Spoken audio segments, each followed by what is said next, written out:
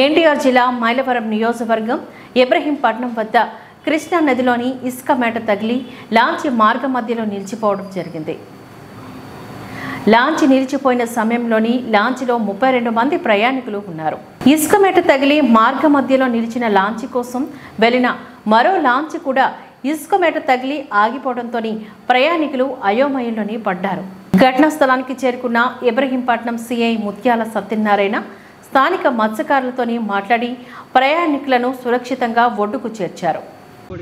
ఈరోజు మనకి కృష్ణానది దగ్గర ఇబ్రహీంపట్నం ఫెర్రీ దగ్గర మనకి సుమారు 20 మంది బోట్లో నదిలో మధ్యలో కొన్ని కాలు వచ్చింది. దాని మీద రావడం జరిగింది.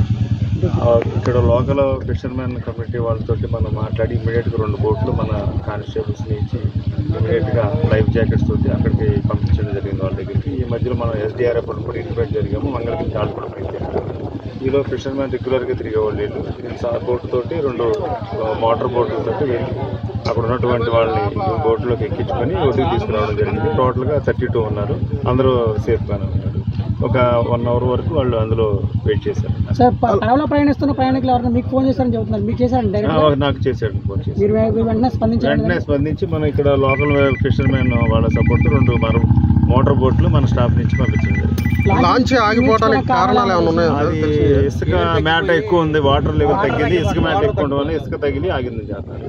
అది ఇంకా పూర్తి స్థాయిలో వెరిఫై చేస్తారు. ఇంకో లాంచ్ కూడా ఆగిందని చెప్పి అన్నారు. అది వాళ్ళకి తీసుకుని లాంచ్ వెళ్ళింది.